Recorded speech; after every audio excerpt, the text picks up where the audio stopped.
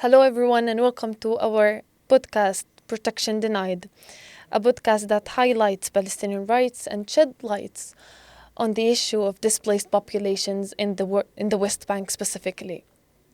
In this episode, the first episode of our podcast, we're sitting down with Mr. Shawki Al-Ayasa, a legal expert who's going to insight us with information about displaced populations in the lens of international law. We're going to go through definitions, gaps between international law on paper and practices. Today we sit down with Mr. Shawki Al-Ayasa, a legal expert who's going to enlighten us with information about forced displacement in the lens of international law. We will be highlighting the legal definitions, the responsibility on the occupying powers, as well as the protection afforded to displaced populations. We will also discuss the gaps between law and practice and the urgent need for accountability. Join us in an insightful episode and talk. Join us for an insightful conversation that bridges legal analysis with real life practices. Hello, Mr. Shawki. Thank you.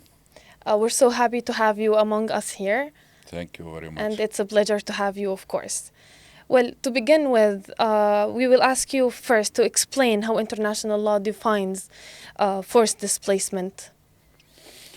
Well, I think we have to see the whole picture first in Mhm. order to understand, because the definition itself doesn't mean much. The international law defines IDPs as people who were displaced inside their own country. Mhm. And this is the difference between them and the refugees who fled the country or go to other countries. So this is the narrow definition of IDPs. But in general, what's happening in Palestine is different than any other country. We don't have civil war here. We don't have military disputes between different groups or ideologies. We have a colonization. We have a foreign occupation occupying Palestine and causes all these problems and committing all these crimes. To understand it, we have to first say that the Zionist movement who established Israel all the time wanted to occupy all Palestine and wanted to control all Palestine. In order to do so, they have two crimes to commit: genocide and ethnic cleansing. Without genocide and ethnic cleansing, they can't get rid of us Palestinians and control all Palestine. So everything they do fits in these goals. Now, the Palestinian refugees are different than others in international law, because when it happened, during the Nakba, the United Nations thought that this is a special case. It's not like any other continent or countries where they have migrants or immigrants or refugees. This why they didn't put Palestinian refugees under the Commission for Refugees. They established a unique one organization specifically for Palestinian refugees, which is called UNRWA. So we don't fit under any other agency of the United Nations. Now, what's happening now in the north of West Bank, these people, specifically in Jenin and Tulkarem, are originally refugees from 48. So they are already refugees living in refugee camps. And Israel now wants to cancel the UNRWA. This is their big title, that they want to get rid of UNRWA. And in order to do that, they have different plans and different categories of actions. One of them is to remove the camps, get rid of the camps. They started in Jenin, Nur Shams, Tulkarem, and there was no reason for them to remove the population outside of the camps. But because they meant ethnic cleansing, as we said before, they did that. And not only they moved them outside of the camp, they destroyed their homes so they can't go back. Now, according to international law, the international law doesn't have strong power to implement its regulations. It's like you can see in the world the powerful countries like United States and Israel, they don't respect international law. They never did. It's made for the weaker sides to protect them, but it failed to do so all the time, and especially in the last 2 years in Gaza, to the level that a few days ago, 2 years ago, 2 days ago, I think, an expert in international law at the EU said the international law committed suicide in Gaza in the last 2 years because we don't see how it works, Palestinians specifically. So now, in the north of West Bank, Jenin Tul Karam, these people, IDPs called in international law, meaning they were displaced inside their own country. But here it's important to remind listeners that we have a foreign occupation. It's not one country ruled by its own people. It's occupied. So this makes it different than other countries like what happened in Syria or Iraq or other areas. Now they have rights in the international humanitarian law, international human rights law. We have Geneva Conventions and its protocols. We have covenants from 1966 for political rights, economic rights, cultural rights. All these are written in international law. But of course, as we experienced for the last century, Israel never respected this and never implemented it. These laws, if you go deep in the articles, it gives protections to civilians, Fourth Geneva Convention specifically and its protocols. And there are also the guiding principles for the IDPs from 1998. So the first thing is the right to return. This, in the international law, they consider it before any other solution, the right of return. While it's not implemented yet, there are other rights: housing, dignity, freedom of movement, allowing all the international agencies, Red Cross, OCHA, other agencies, international NGOs, local NGOs, to provide services to these people while they are displaced. All this is protected by law, but when you don't have power to protect yourself or protect the law itself, it never implemented. And this is what's happening now. So, from what I understand from what you said, that there is actually responsibility that relies on the occupying power, in this sense, the Israeli colonial regime, but the colonial regime is not respecting the international law. Of course, especially the Fourth Geneva Convention. It was made for the areas occupied by foreign country. And in this convention, there are a lot of protection articles to protect the civilians in these areas. Israel is part of it. They signed it. But they refuse to implement it because they refuse to call Palestine occupied territory. So they don't implement it. And according to law, to the Geneva Convention itself, every country in the world signed and became member of this convention has responsibility, according to the first article of it, to make sure that this convention implemented everywhere. But of course, nobody did anything, and Israel keep escaping from its responsibility. There are a lot of responsibilities on Israel in general, occupying Palestine and dealing with civilians, and in this specific case of the north of West Bank, the ITPs, because it's the responsibility of the government to take care of them. In other cases, in other countries, let's say in Sudan or Syria, the government of that country is responsible for the ITPs. But here in Palestine, we don't have that.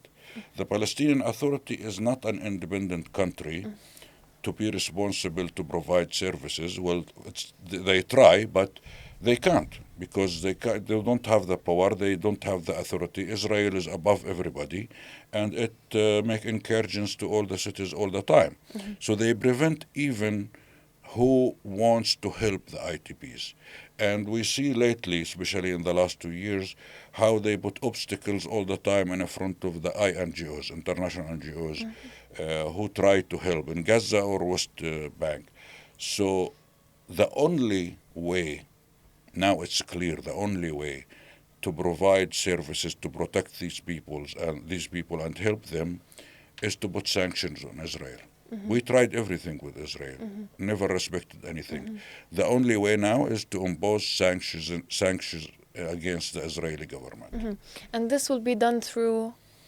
The United Nations, the EU, every country individually can impose sanctions, but nobody does because, again, it's the power balance Yes. and the interest balance of the countries. Yes.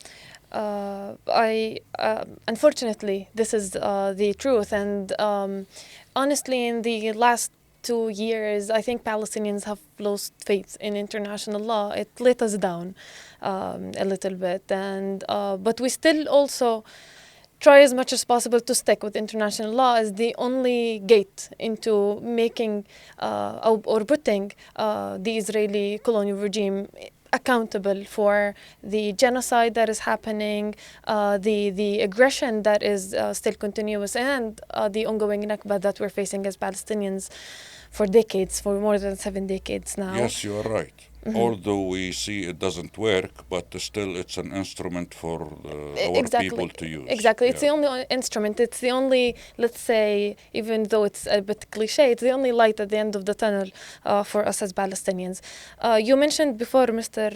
Shawki, about the issue of the displaced populations in Jenin and Tul Karam and Nur Shams as well, and these are refugee camps. And you said that they are already refugees. Their ancestors were uprooted from their original villages back in 1948.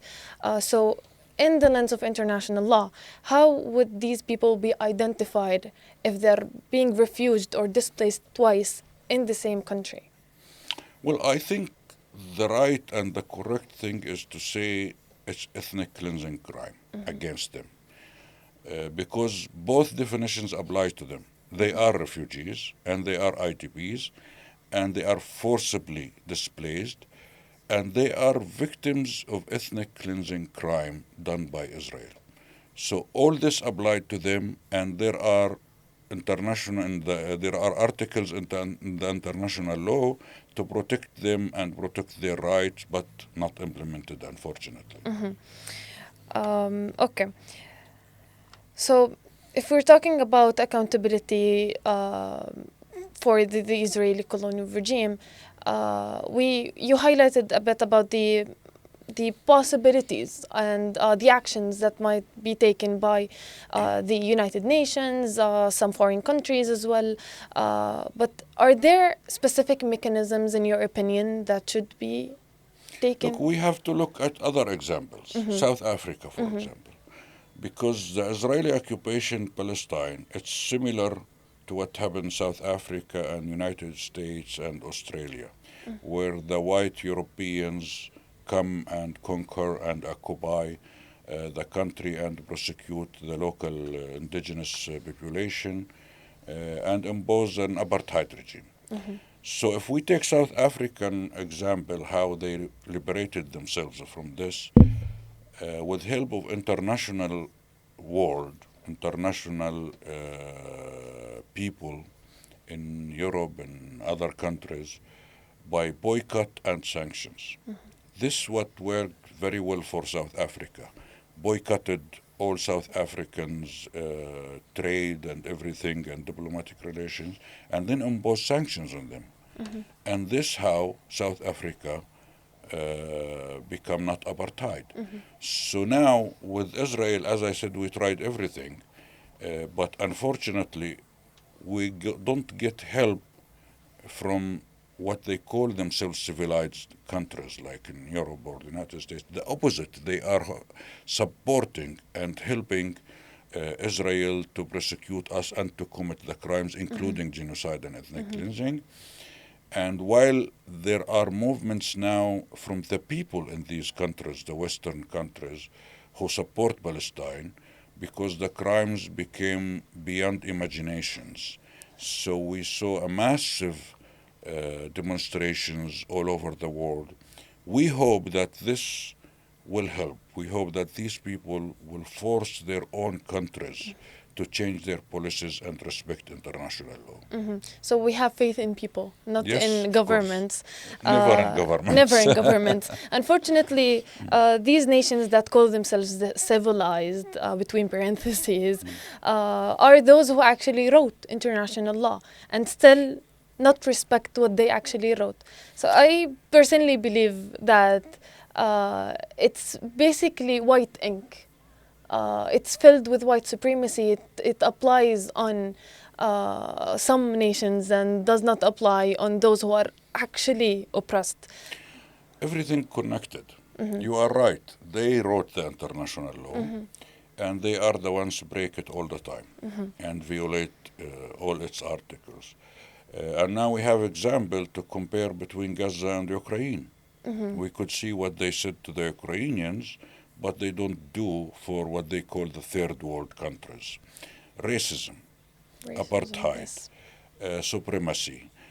All this can apply to the European governments and others, United States, Canada, Australia, whoever. They all stood with Israel and supported their crimes continuously. So, but as we said before, what we can do? International law is something the weak can use to protect themselves. It's true that they always violate it, and now even the International Court in The Hague is under sanctions by the US government because they tried to implement the international law. So we don't have a choice but to have hope and keep going and try to connect with international organizations, with good people in Europe and other and elsewhere who have humanity in themselves, who have morals, and they can't accept what their government's doing, helping Israel in committing their crimes against Palestinians. This hope is becoming bigger in the last 2 years, and we as Palestinians have to coordinate with these activists and try to make joint actions with them and to tell them what's the priorities. Like, for example, now in Jenin or Tulkarm, what's the priority? Of course, they have a right to go back to their homes, first in the camps and then to original villages. But while they are not allowed to go back, there are things to do. They need housing, they need humanitarian aid, and we ask everyone to help international organizations and local NGOs to provide this service, humanitarian service to these people. And this, if I understand correctly, should rely on the occupying power. This is the occupying power responsibility because they caused displacement. They are the only responsible. Exactly. They caused it, and they are the responsible government Exactly. who control the area. So they are the only one responsible for this. And they're not taking full responsibility. No. So what practices should we actually do for... I know my question might seem a little bit silly, and it's very ironic to hear that an international court is being sanctioned by a country. Yeah. It's very ironic, and it makes us lose more faith in international law, unfortunately. But there's something that should be done, actually, to protect those who are displaced, especially here in the West Bank with... You know, there's not as much media coverage to the aggression that is happening for more than 2 years now. So what are the practices that should be done? Well, you mentioned the media. This is the responsibility of the media. I don't have faith in Western media. They have their own agendas, but the Palestinian and Arabic media must give more attention to this problem. They don't, and also because of Gaza. We know that in the last 2 years, everybody concentrating on Gaza, and they are right, of course, in Gaza there is genocide. But in the same time, we have problems everywhere in the occupied Palestine.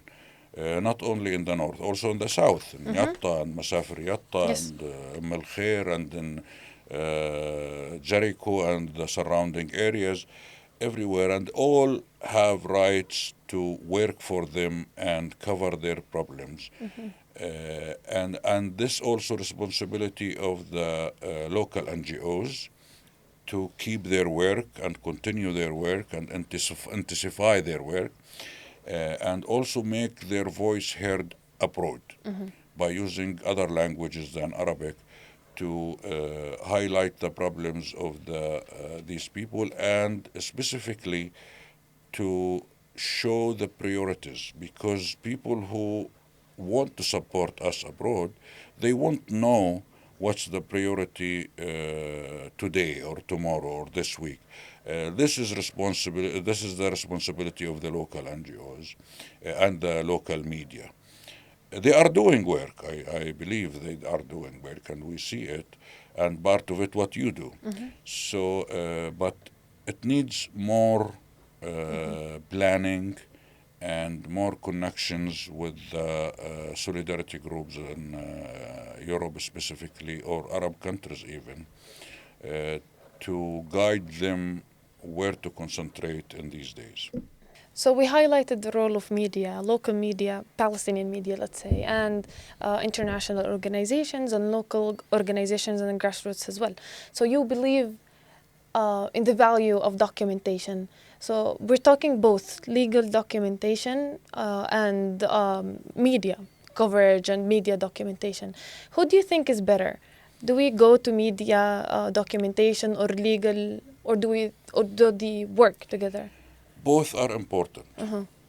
Legal documentation is very, very important, specifically in the issues we are discussing now, because these crimes don't expire like other crimes.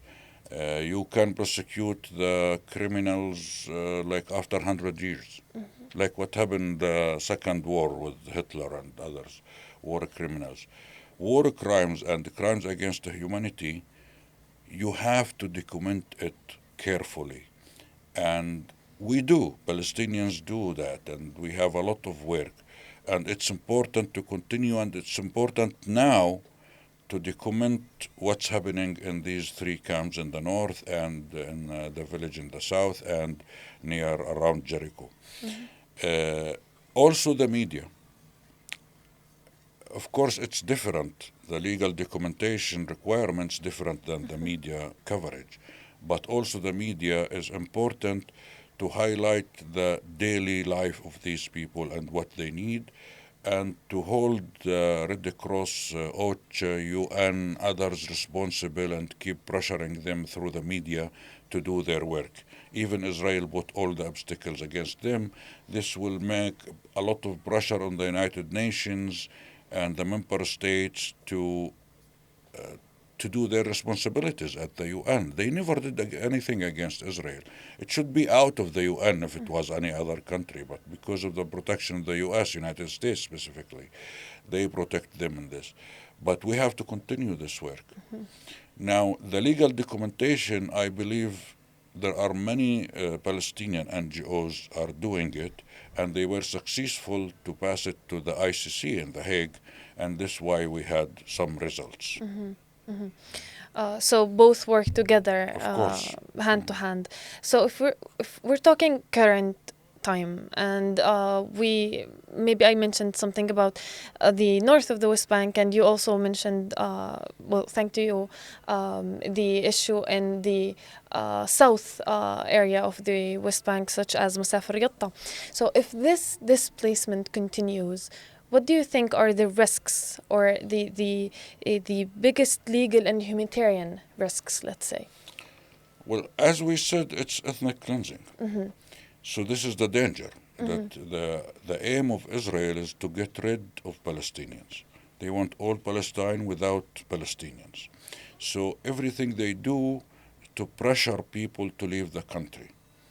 In Gaza, in West Bank, in the refugee camps, everywhere. So that's their aim. So we have to face it. We have to help people to stay in the country. That's, I think, the main goal for Palestinian politicians and political parties and political agenda, is how to help Palestinians to stay inside Palestine. This is like a major goal, I believe, in my belief, for Palestinian people. So how to do that? To help people in their daily life, to cover their needs, because we know these people are poor. They don't have any resources to cover their daily needs and daily life. This is the responsibility of the Palestinian Authority, the PLO, the Palestinian parties, the NGOs. In the same time, it's responsibility of Arab countries, Arab organizations, and Western world, who is responsible for the crime. So their people are responsible to provide this help. So everything works together. It's a circle to support the Palestinians to stay in their country. This is the way to prevent the implementation of Israeli goals with their crimes of ethnic cleansing and genocide. So you support the idea of existence is actually part of resistance, of the Palestinian resistance. It's a main thing. Exactly, and basically it's all a circle around resilience and the Palestinian sumud. If we use that We've been doing word. this Yes. for 100 years, and we're successful, and we'll continue. So at the end, I want your personal reflection, let's say, for our listeners to support understand the issue a little bit better. So a quick summary about the issue. Well, what I would like listeners to understand, that this is not isolated problem, not isolated crime. It's part of the strategy of Israel, part of the strategy of the Zionist movement around the world.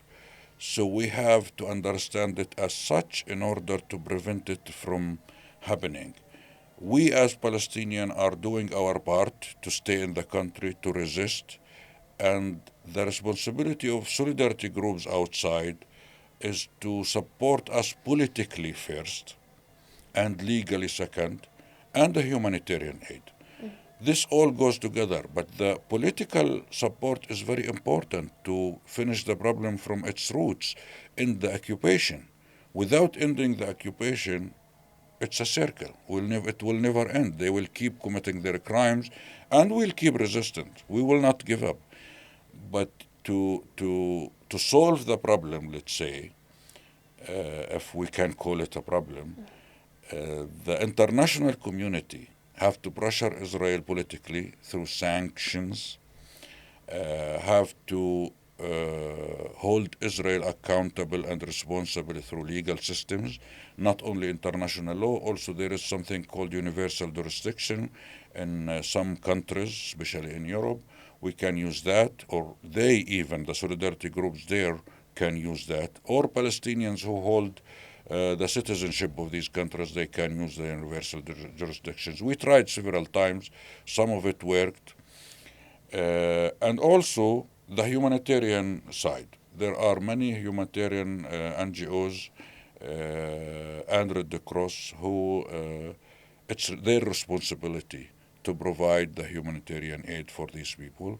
They need first of all housing, and then they need to cover their daily needs.